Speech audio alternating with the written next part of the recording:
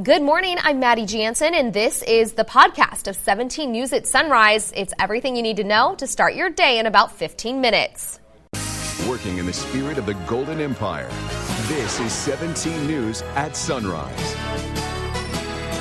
The president could end the day as only the third U.S. commander-in-chief to be impeached. We're expecting a full House vote as the final day of debate begins in about 2 hours. A decision in the downtown elementary debacle after parents and district officials went head-to-head about changing enrollment standards. We'll tell you what they decided last night. And the woman accused of spitting in the food of a Bakersfield police officer is due back in court today. We'll have the latest on her case on this Wednesday, December 18th, 2019.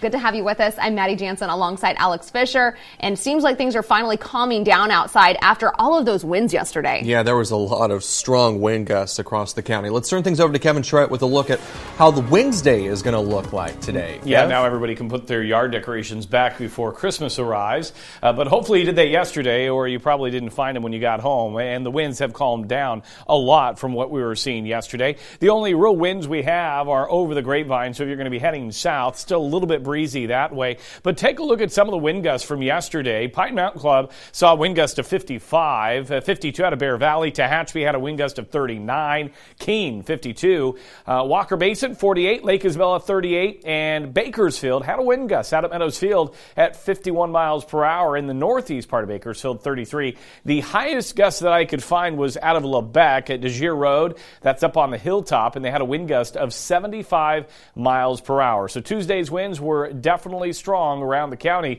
48 degrees in Bakersfield at this time. We have a light wind now out of the southeast today. Visibility is looking good as we take a look at the temperatures for today, starting out in the 40s and then mid-50s expected as we progress into the afternoon. For Tehachapi, 32 degrees right now. Grab a jacket. You have a southeast wind at 11. Very dry air mass with that humidity at 27% with a dew point at 1.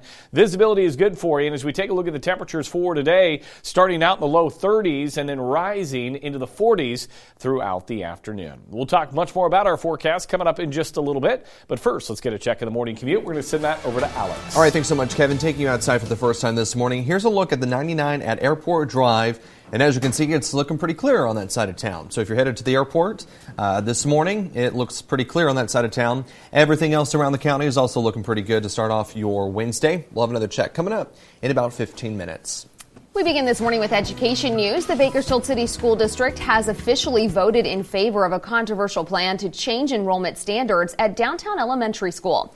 Located in the heart of downtown Bakersfield, the school was designed to help parents employed in the area participate more in their child's education. Up until yesterday, the school would only take in students of parents who work downtown and enrolled them through a lottery system. Last night, BCSD trustees unanimously passed a new provision to allow children living within a mile radius of the school a chance to enroll at the downtown school. Those families will still have to apply, but will be given a highest priority status. Assistant Superintendent Mark Lukey is particularly proud of the committee's decision. I'm ecstatic that we are past this. I believe that our parents wanted this to be resolved and wanted whatever it was to come to a conclusion. Our board is pleased with the policy. It keeps our campus, the legacy alive, while also offering our kids who live in closest proximity access. The changes will take place during the 2020-2021 school year, but families living downtown will be able to apply for the lottery this coming February. It is a new way to honor our local veterans. Plans are underway to build a World War II memorial in Bakersfield. There was a small committee meeting last night to talk about possible locations for the memorial. Those include the Amtrak station, Pioneer Village, or somewhere along the Kern River Parkway. As you may know, we're losing a lot of our World War II vets, and one organizer believes this memorial needs to be complete before they're all gone. We have veterans memorials for Korean War veterans. We have Vietnam veterans. We have those that are killed in action by the train station. That same memorial houses a beautiful fountain, which is for all that served. Now we even have a Medal of Honor plaza right there in front. So I think it's time to have a World War II memorial. Now the memorial is in the formative stages right now, and we'll keep you posted if anything changes. Operation Deep South sent officers to 26 different locations and resulted in the arrest of dozens of reputed gang members and the seizure of weapons. It all happened yesterday. The goal of the bust was to catch Country Boy Crips, a local street gang that's been part of 56 shootings since 2016. In all, 26 people were arrested. 15 guns, including 3 assault weapons, along with a lot of narcotics. 2 of the individuals, as of right now, will be charged federally. One with felon in possession of a firearm and another with prostitution-related federal offense. The operation was a joint effort between Bakersfield Police, the Sheriff's Department, FBI, and Homeland Security. 200 personnel were on board working on this investigation since August. Community Action Partnership of Kern, also known as CAPK, has been selected to be the sole operator of the county's new emergency homeless shelter. County supervisors made that move yesterday. The county's new low-barrier homeless shelter will be located in the 2700 block of O Street. That's just north of Golden State Avenue. Supervisors will consider a final draft of the agreement on January 7th. CAPK has more than 50 years' experience as the official anti-poverty agency here in Kern County. The board will also authorize funds to cover $740,000 needed for initial operating expenses and startup costs for that shelter. 5:06 now. Funding to complete the last stretch of widening for Highway 46 has been restored. Bakersfield Assemblyman Vince Fong announced last night that $10.3 million to finish the job on the highway long known as Blood Alley has been put back in the California Transportation Commission's budget for next year. Fong credits the Kern Council of Governments and its San Luis Obispo counterpart with getting those funds for widening projects on both Route 46 and Highway 99 restored to the state's interregional transportation program. It is 5:06 now, and she's accused of rubbing a hamburger bun on the floor and spitting on the burger before serving it to a police officer. And today, Tatyana Hargrove is due in court to face felony and misdemeanor charges. You may remember Hargrove worked at the McDonald's near the intersection of Rosedale Highway and Allen Road. She was arrested last month for spitting in the hamburger before giving it to the officer. We've obtained police reports that say another employee of the restaurant where she worked witnessed her actions. By the time the police were notified, the officer had already eaten some of the food. Hargrove is charged with a felony of mingling harmful substances with food or drink and a misdemeanor battery charge. The nation has gained a new batch of citizens. And coming up, what they had to say when we come back. Yeah, we get a break in the weather, but rain could be on the way as we round out next weekend. I've got the details on that coming up right after the break. Stay with us.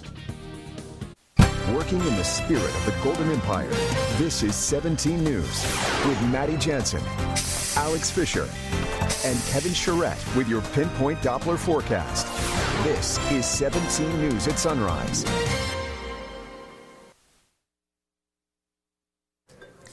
Welcome back in Education News. Miramonte High School is helping connect students with local business professionals. The new speaking series connects students to the various careers available in our community. And 17's Tabitha Mills represented KGET as a journalist, sharing our industry with students yesterday. How was it? It was a great opportunity. I enjoyed it so much. I got to open students' minds about the career options here at KGET, as well as other options in our community. Couldn't have asked for a better situation. I was honored to speak about journalism and KGET TV 17. I was also joined by local farmers market pioneer and Hens Roost owner Jacqueline Allen, as well as Rod Dykes, an engineer with California Resources Corporation, a local major oil industry. Roughly 300 students listened as we explained our industries and encouraged students to find their passions. The presentation series started this school year and plans to continue to the next. Any industry professional interested in sharing their profession is asked to contact the high school.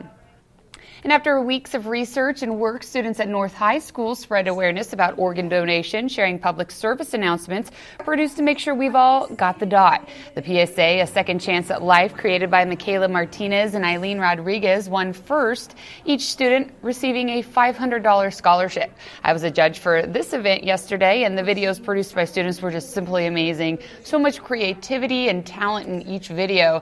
Each year, thousands of Kern County High School students apply for their first driver's license or identification card, and they are presented with the opportunity to join the Organ, Eye, and Tissue Donor Registry through JJ's Legacy and Donate Life California.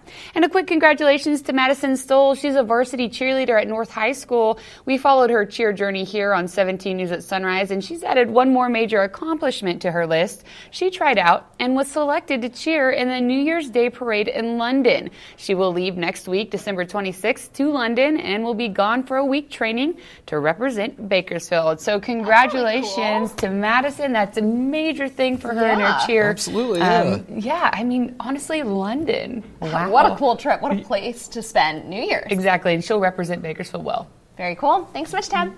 All right, it's 5:20. Season 17 of NBC's The Voice came to an end last night as America cast the deciding votes in a very close competition. And Tammy Melchuk is backstage in Los Angeles with a recap and reaction from the winner. Good morning. It certainly was an exciting and dramatic night as all 4 coaches for the first time in 7 seasons had a singer in the finale. The winner of The Voice is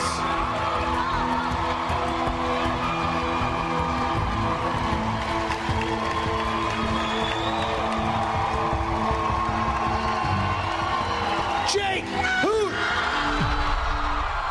Jake Hoot, the only country artist in the finale, is the big winner. The single father went into the competition hoping to make his 4-year-old daughter proud, but he ended up making America and his coach proud too. I'm done with bottles and chasing the blues. Kelly Clarkson reminded her fellow coaches and voters that Hoot was a one-chair turn in the blinds. It means the world. I think I went out of breath. Like, I lost all my breath when they announced my name. Having Kelly believe in me from the get-go and be here tonight is just an incredible thing. And honestly, that's what, I keep making fun of the other coaches because I'm like, why didn't you turn? He was a one-chair turn. Other than the one season where Chris Blue was a one-chair turn, but she was the only one that could turn for him, Alicia. He's literally the only person that's ever won The Voice that everybody could have turned for, and it was a one-chair turn. I mean, it's amazing, and it's like another extension of how cool this show is, because people that might not get the opportunity get an opportunity, and then people that get a slight opportunity then end up winning. That's amazing. For his win here at The Voice, Jake Hoot gets a recording contract. As for the immediate future, he'll do press in Los Angeles today and make an appearance on the Today Show tomorrow. I'm Tammy Melchuk, backstage at The Voice in Los Angeles, 17 News. California welcomed 1,000 new U.S. citizens into the fold at a large ceremony in Fresno yesterday.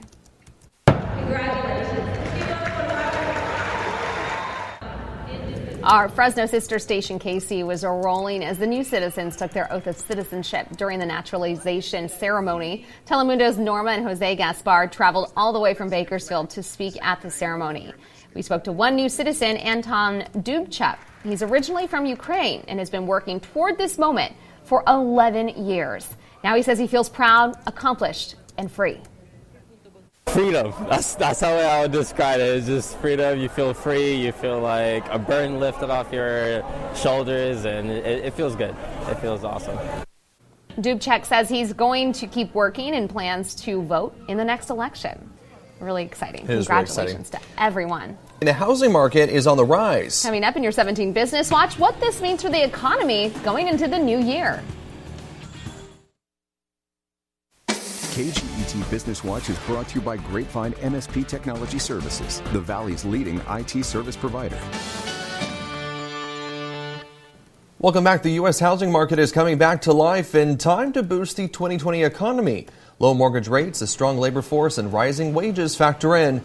Mortgages fell to 3-year lows in the third quarter, with some people's incomes growing past the prices of their homes. The Housing Market Index, which indicates home builder confidence, has jumped to its highest level in 20 years, suggesting better times are ahead for the housing market. Despite the good news, there are still some challenges. Home builders this year have struggled with a shortage of construction workers. There also aren't enough affordable homes for all the buyers who want them. Economists say that should even out with time. While the Americans with Disability Act will be 30 years old next year, it still doesn't mean every building is accessible for everyone. For millions of Americans with disabilities, a night out at a restaurant can require a lot of planning and logistics. Many businesses make accommodations for wheelchairs, but their owners do not understand what being accessible really means. For a mobility impaired person, there are worries like, can they actually open the front door or get to the restroom inside? Enter a new app called iAccess, and it's available as a free download for iPhone and Android. The Atlanta-based developers are describing it as Yelp for people who are mobility impaired. The app helps people in wheelchairs find out which businesses are specifically designed to accommodate them. The iAccess Life app relies on crowdsourced ratings and reviews from users all over the globe. The creator of the app was paralyzed from the waist down at the age of 14 in a motocross accident. He says he quickly realized there was a need in the for the disability community for interactive tool like this. While the app currently focuses on mobility impairments, the creators would like to expand it to help people with visual and hearing impairments as well.